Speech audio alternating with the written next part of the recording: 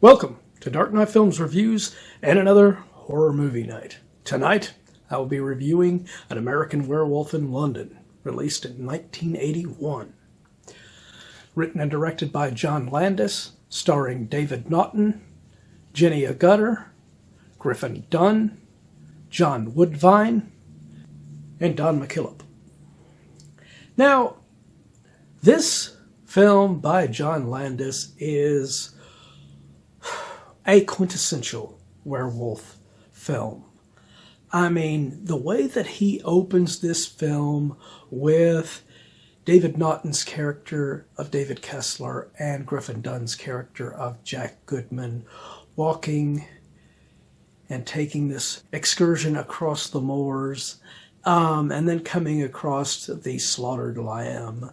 Everything in this that is set up prior to the moment where the werewolf attacks David and kills poor Jack, is perfectly set up and perfectly played. Jack and David are very likable characters. They seem like they've been friends for a long time. They play that up very well. John Landis directs them very, very good in this, to where you don't get to know Jack for very long in this, because he is killed fairly early in this film.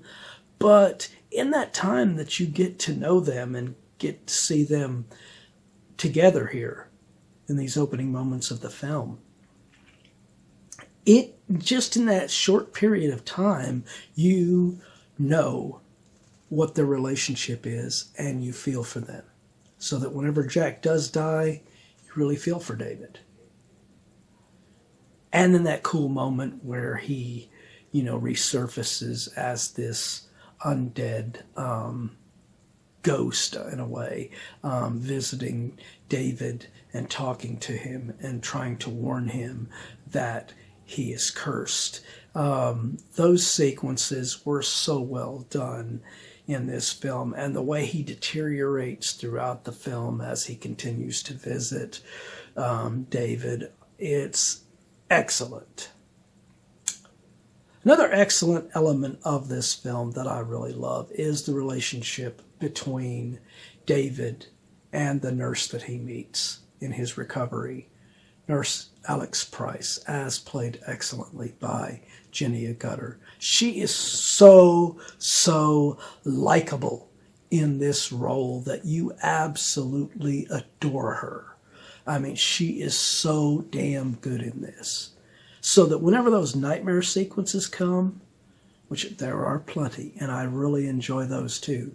I mean, it does get a little bit too jump scare crazy with these fake dreams that David's having that aren't really real moments, but they're just these dreams. But they are pretty creepy and they are effectively done. I have to give Landis credit for that. But, it's a couple of those moments where it looks like he's killing her.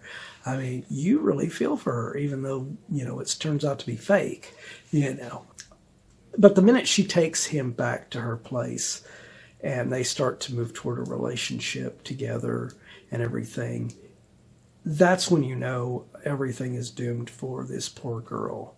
Alex, it's not going to end well for you. You have gotten together with a guy that, even though he's an awesome guy, he is, as Jack has constantly warned him, cursed. Another excellent performance in here is John Woodvine as Dr. Hirsch. He is so likable in this role. And his warnings toward Alex, he doesn't think it's a good idea what she's doing. I mean, when they're ignored, of course. I just love his character. He is so likable and so good in this role. And I like how he investigates eventually and even goes to the slaughtered lamb himself, researching what happened to David and trying to figure out what really happened here and everything. And he basically knows almost that David is a werewolf by the end of the film and everything, before Jenny even finds out, in a way, So, excellent performance by him in this film. He does such a great job. One guy that is annoying in this, and that is Don McKillop as Inspector Bellairs. I think that is John Landis's intention, to make him annoying that way.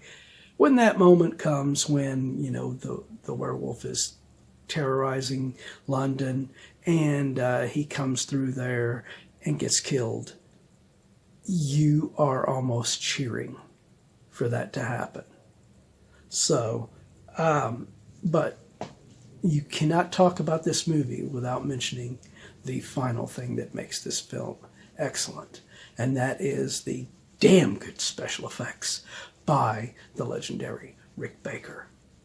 Now, not only did he make excellent effects on the werewolf and the transformation sequence that is iconic right now and will never be topped, in my opinion, but the effects on Griffin Dunne's character as he deteriorates throughout the film is very excellently done as well. And also his other victims that pop up in this movie theater whenever he's visiting with Jack, and they're talking, and all of the victims start coming out of the woodwork in this movie theater and telling David that he needs to kill himself and all this, But yeah, this is one of the best werewolf films of all time. I put it on my top 10 werewolf films as my number one for a good reason. This is the best werewolf film, in my opinion.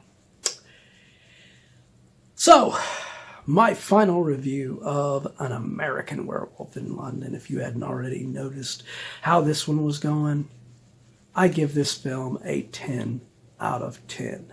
This is absolutely a perfect werewolf film. I don't think I would ever have wanted John Landis to change anything with this film. It is perfect just how it is.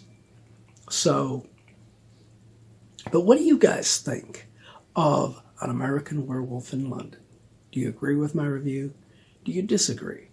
Let me know in those comments down below.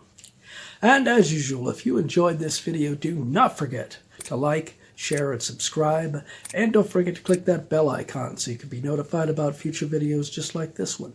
And while you're by the subscribe button, click that join button and become a Dark Knight fan. As a Dark Knight Fan Plus member, you have access to an area on the channel right now where you can request a movie, TV series, or ranking video of your choosing. And when that video goes up, it will go up for all Plus members to view prior to it going up for all other subscribers. So if you want to get interactive and help get more reviews on this channel, become a Plus member. Well, that's it for another horror movie night. If you missed last week's horror movie night video, you can check it out in the link above. Or if you have missed any of our videos on horror movie night, check out this playlist and you can check out anything that you've missed.